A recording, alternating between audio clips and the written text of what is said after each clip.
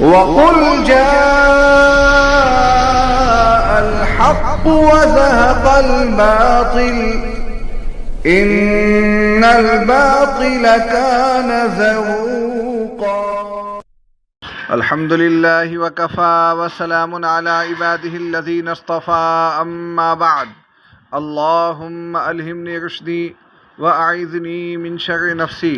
سامعین، سعد کاندلوی حفظنا اللہ منہ اور ان کے مقلدین کے خلاف ڈابیل کا فتویٰ آیا تو سعدی مسلک کے مقلدین ناراض ہو گئے اور فتوے پر اعتراضات کی بوچھاڑ کر دی۔ ایک صاحب نے تو مفتی احمد خان پوری صاحب کے نام کھلا خط لکھ ڈالا جس میں کئی اعتراضات دوسری نوعیت کے کیے گئے ہیں، اسے سماعت فرمائیں گے۔ اس کے ساتھ ہی سعدی مسلک کے مقلدین کی نئی نئی گلفشانیاں بھی سنیں گے۔ سب سے پہلے کھلا خط پیش خدمت ہے۔ بسم اللہ الرحمن الرحیم۔ محترم و مکرم حضرت مولانا مفتی احمد خان پوری صاحب دامت برکاتہم، السلام علیکم ورحمۃ اللہ وبرکاتہ۔ حضرت، حال ہی میں نے حضرت مولانا سعد صاحب دامت برکاتہم اور نظام الدین مرکز کے تعلق سے آپ کا فتویٰ ملاحظہ کیا۔ اس سلسلے میں چند گزارشات اور سوالات ادب کے ساتھ آپ کی خدمت میں پیش کرنا چاہتا ہوں۔ حضرت، کیا وہ امور ہیں جن کی بنیاد پر مولانا سعد صاحب یا نظام الدین مرکز سے وابستہ لوگوں پر گمراہی کا حکم لگایا جا رہا ہے؟ ان امور سے زیادہ سنگین معاملہ وہ نہیں ہے جو حالیہ دنوں میں حضرت مولانا سجاد نعمانی صاحب کی طرف سے سامنے آیا، جہاں انہوں نے بعض شیعہ علماء کو شہید کہا اور اپنے مکتوب میں انہیں اپنا رہبر قرار دیا۔ حالانکہ شیعہ حضرات میں ایسے لوگ موجود ہیں جو براہ راست حضرت عائشہ رضی اللہ تعالیٰ عنہ اور حضرت عمر رضی اللہ تعالیٰ عنہ کی شان میں گستاخی کرتے ہیں۔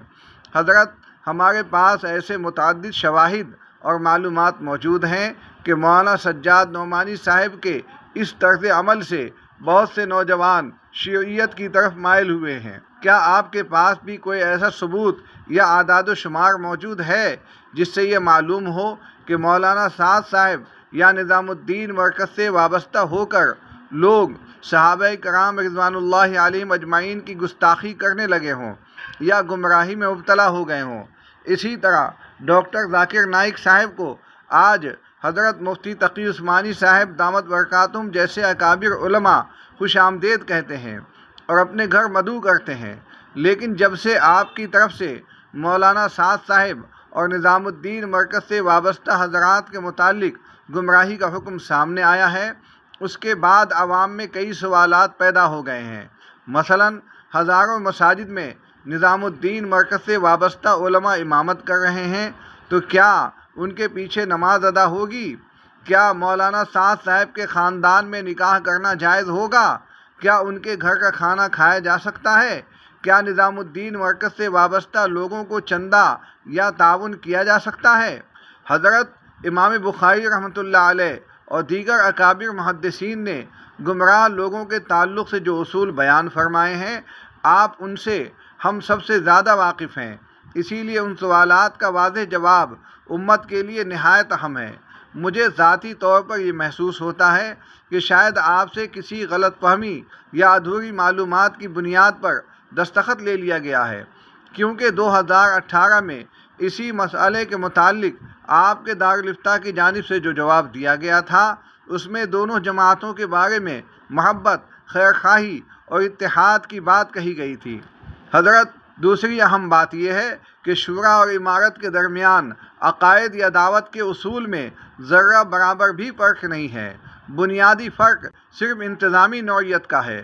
شریعت کے مطابق نظام الدین مرکز نے اپنا ایک امیر مقرر کیا ہے، جبکہ شورا کے حضرات کے پاس مستقل امیر موجود نہیں۔ مزید یہ کہ حضرت مولانا ابراہیم صاحب اور مولانا احمد لاٹ صاحب حضرت مولانا انعام الحسن صاحب رحمۃ اللہ علیہ کی شورا میں شامل نہیں تھے، جبکہ مولانا سعد صاحب حضرت مولانا انعام الحسن صاحب رحمۃ اللہ علیہ کی شورا میں موجود تھے۔ ان تمام امور کو سامنے رکھتے ہوئے عاجزی کے ساتھ میری گزارش ہے کہ حضرت اس مسئلے پر دوبارہ غور فرمائیں اور اگر مناسب سمجھیں تو اپنے موقف سے رجوع فرما کر امت کے درمیان مزید انتشار کو روکنے کی کوشش فرمائیں۔ اللہ تعالی حضرت کی عمر، علم اور خدمات میں برکت عطا فرمائے اور امت کو فتنوں اور اختلافات سے محفوظ رکھے۔ والسلام، آپ کا خادم جمیل قاسمی، سہارنپور، اتر پردیش، انڈیا، 25 مئی 2026۔ سامعین، خط لکھنے والے کو معلوم ہی نہیں ہے کہ سعد کاندلوی حفظہ اللہ عنہ پر گمراہی کا فتویٰ کس بنیاد پر دیا گیا ہے۔ اگر وہ دارالعلوم دیوبند کے تمام فتوے پڑھ ڈالتا تو یہ سوال کرنے کی جرأت ہی نہ ہوتی۔ سعد کاندلوی حفظہ اللہ عنہ نے قرآن و حدیث کا مفہوم ہی بدل کر رکھ دیا ہے۔ ان کے بیانات سن کر ایسا لگتا ہے کہ مروجہ تبلیغی جماعت پہلے وجود میں آئی اور قرآن کریم بعد میں نازل ہوا۔ قرآن و حدیث میں اس قدر تحریفات کی جسارت کسی بھی گمراہ فرقے نے نہیں کی تھی۔ یہ جسارت صرف سعد کاندلوی اور ان کے مقلدین میں پائی جاتی ہے۔ جہاد کی آیات و احادیث کو مروجہ تبلیغی جماعت کے ساتھ خاص کر دیا ہے۔ یہ بھی عرض کر دوں کہ خط کے بعد حصے سے مجھے بھی اتفاق ہے، یعنی امارت اور شورا میں فرق تو ہے مگر کچھ خاص نہیں، دونوں کی جڑ اور تنا ایک ہے، بس شاخیں جدا جدا ہیں۔ سامعین، اس فتوے کے بعد سعدی مسلک کے علماء کو چاہیے تھا کہ وہ اپنے مخدوم و مطاع کو تحریفات سے روکتے، مگر وہ انہیں مزید ڈھیٹ بنانے میں لگ گئے، یہاں تک کہنے لگے کہ سعد کاندلوی حفظہ اللہ عنہ کی عزت اللہ کے یہاں مزید بڑھ گئی ہے۔ سعدی مسلک کے نام نہاد مفتی مولوی مظفر قاسمی اپنے اسٹیٹس پر لکھتے ہیں، حضرت مولانا سعد صاحب کے خلاف جس قدر غلط فتوے دیے گئے اور 2015 کے بعد جس شدت کے ساتھ حسد و عداوت کی بنیاد پر ان کی مخالفت کی جا رہی ہے، اگر اس مخالفت کا 2% بھی کسی دوسرے عالم کے خلاف ہو جاتا تو شاید وہ میدان سے ہی غائب ہو جاتا، مگر اللہ رب العزت نے مولانا صاحب کو چٹان کی مانند ثابت قدم رکھا ہے۔ روز بروز اللہ تعالیٰ کے نزدیک ان کی عزت میں اضافہ ہو رہا ہے اور اللہ رب العزت لوگوں کے دلوں میں بھی ان کی محبت اور احترام کو بڑھا رہا ہے۔ سامعین، اس نام نہاد مفتی نے جو بات کہی ہے وہی تو بریلوی بھی کہتے ہیں، غیر مقلدین اور مودودی بھی کہتے ہیں کہ ہمارے خلاف فتوے آئے مگر ہم ڈٹے رہے۔ بھلا یہ کوئی قابل تعریف بات ہے؟ پھر اس نام نہاد مفتی کو کس نے بتایا کہ اس کے مخدوم و مطاع کا مقام اللہ کی نظر میں بڑھ گیا ہے؟ کیا اس کے پاس جبریل علیہ السلام آئے تھے؟ اب آگے سنیے۔ اشاعتی نسبت والے ایک بندے نے تو یہاں تک لکھا، زمانہ یاد رکھے گا ہماری استقامت کو نہ ہم نے شاخ گل بدلی نہ ہم نے قافلہ بدلا، رہے تبلیغ میں بہت مشکل مقامات آئے، نہ ہم فتووں سے ہچکچائے نہ ہم نے رہنما بدلا۔ سامعین، دیکھیے اشاعتی مولوی کس طرح فتووں کی توہین کر رہا ہے۔ وہ کہہ رہا ہے کہ سعد کاندلوی حفظہ اللہ عنہ کے خلاف بہت سے فتوے آئے مگر ہم ان کی اطاعت سے باز نہیں آئے اور نہ ہم نے فتووں کو کوئی اہمیت دی۔ جب جماعتی مولوی کا یہ عالم ہے تو جماعتی عوام کا کیا عالم ہوگا؟ یہ فرقہ اسلامی فرقوں میں سب سے عجیب ہے، بریلویوں کو بھی اس نے مات دے دی ہے۔ فتوے کی توہین کے بارے میں فتاوی ہندیہ وغیرہ میں صاف لکھا گیا ہے کہ ایسے شخص کے مرتد ہونے کا اندیشہ ہے۔ سامعین، اس درمیان ایک تصویر بھی مسلسل نشر ہوتی ہوئی نظر آئی جس کا انتساب سعد کاندلوی حفظہ اللہ عنہ کی طرف کیا جا رہا ہے۔ تصویر کا عنوان ہے تبلیغی جماعت حق پر ہے۔ اس کے بعد لکھا ہے، عالمی امیر تبلیغی جماعت امیر الہند حضرت مولانا سید سعد صاحب مظاہری کاندلوی دامت برکاتہم العالیہ نے بعد نماز فجر تعلیم میں فرمایا، میرے خواب میں حضرت ابوبکر صدیق رضی اللہ تعالیٰ عنہ آئے اور فرمایا، اللہ کی قسم سعد تم حق پر ہو، تمہارے مقابل جتنے بھی طبقے ہیں سب باطل ہیں۔ سامعین، اس تصویر میں کئی باتیں قابل اشکال ہیں۔ پہلی بات تو یہ کہ جب سعد کاندلوی حفظہ اللہ عنہ کو عالمی امیر لکھ دیا تو امیر الہند لکھنے کی ضرورت کیوں پیش آئی؟ دوسری بات یہ کہ سعد کاندلوی کی امارت کی شرعی حیثیت کیا ہے؟ جو شخص اس کی اطاعت نہ کرے یا اسے امیر نہ مانے، شریعت اسے کیا کہتی ہے؟ تیسری بات یہ کہ سعد کاندھلوی صاحب سید کب سے بن گئے؟ انہیں تو صدیق اکبر رضی اللہ تعالیٰ عنہ کی نسل سے کہا جاتا ہے، بلکہ ان کے اندھے مقلدین میں یہ بات بھی چلی ہوئی ہے کہ جب سعد کاندھلوی کا بچپن تھا تو مرکز نظام الدین کے سرکردہ سابق رہنما عبید اللہ بلیاوی صاحب نے کہا تھا کہ جسے صحابہ کا بچہ دیکھنا ہو تو سعد کاندھلوی کو دیکھ لے، نسب میں تبدیلی کرنا حرام اور لعنتی کام ہے۔ چوتھی یہ کہ سعد کاندھلوی مظاہری کب سے ہو گئے؟ ان کی تعلیم تو نظام الدین سے ہے۔ پانچویں یہ کہ خواب حجت شرعی کب سے ہو گیا؟ جب سے مروجہ تبلیغی جماعت شروع ہوئی ہے خواب کی باڑھ آ گئی ہے، اور جب سے یہ جماعت 4 دھڑوں میں تقسیم ہوئی ہے خواب کی سونامی نے قہر برپا کر دیا ہے، جسے دیکھیے اپنی حقانیت ثابت کرنے کے لیے قرآن و حدیث اور اجماع و قیاس نہیں بلکہ سیدھے خوابوں کا سہارا لے رہا ہے۔ عبدالرشید خریجی جماعتی کا فتنہ خوابوں کی بنیاد پر ہی شروع ہوا۔ میرا تجزیہ ہے کہ اصول اربعہ جسے بھی اپنی چھاؤں نہیں دیتے تو وہ بھاگ کر خواب کی فردی چھاؤں میں چلا جاتا ہے۔ نصوص سے بھاگنے والے لصوص تو ہو سکتے ہیں، فصوص نہیں ہو سکتے۔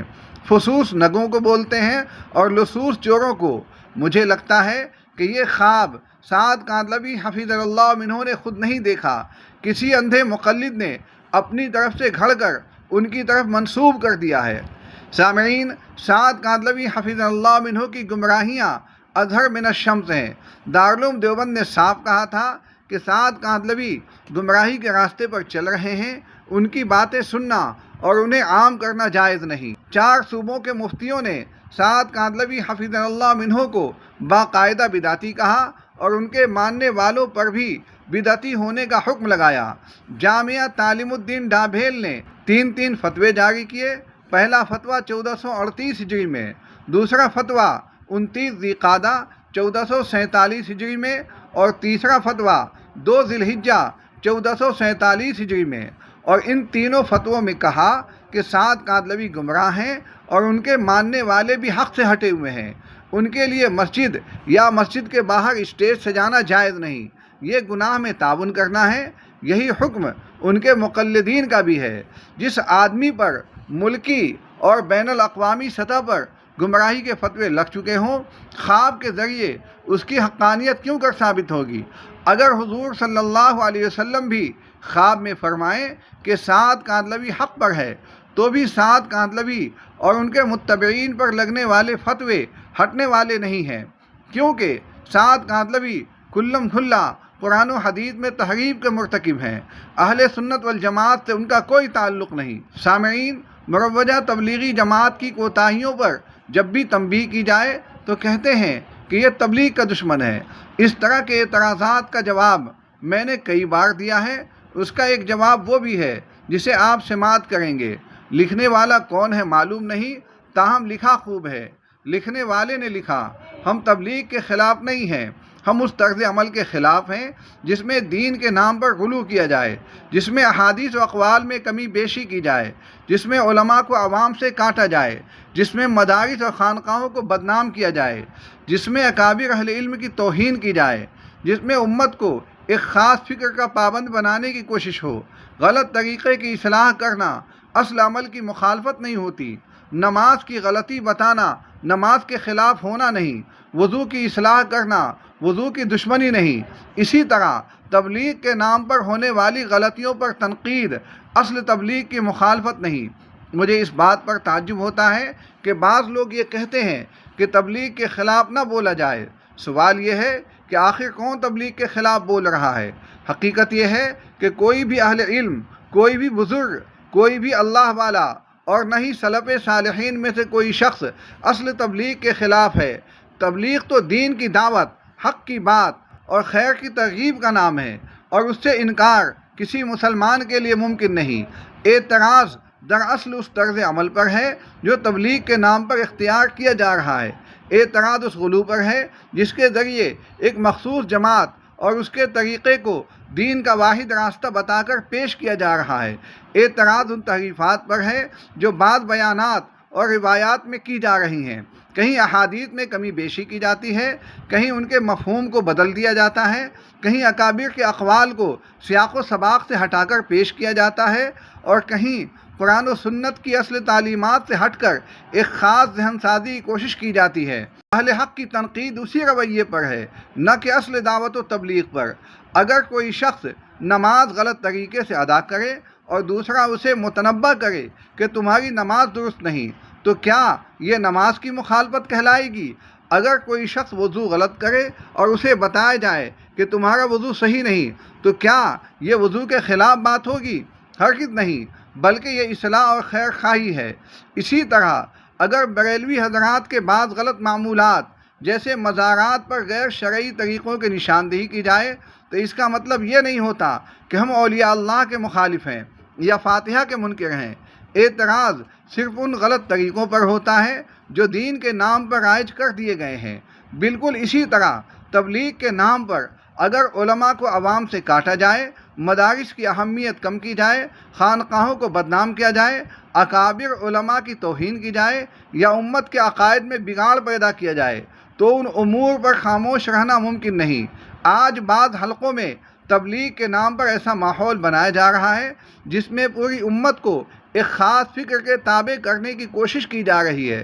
بڑے بڑے علماء اور اکابر شخصیات تک کو نشانہ بنایا جاتا ہے اور اختلاف رکھنے والوں کو حقیر سمجھا جاتا ہے۔ لہذا یہ بات اچھی طرح سمجھ لینی چاہیے کہ اہل علم کی تنقید تبلیغ کے خلاف نہیں، بلکہ تبلیغ کے نام پر پھیلائے جانے والے ان غلط نظریات، غیر معتدل رویوں اور فکری انحرافات کے خلاف ہے جو دین اور امت دونوں کے لیے نقصان دہ ہیں۔ اللہ تعالیٰ امت مسلمہ کو تمام بدعات و خرافات سے بچائے اور اہل سنت والجماعت کا فرد بنا کر رکھے۔ وآخر دعوانا الحمد للہ رب العالمین۔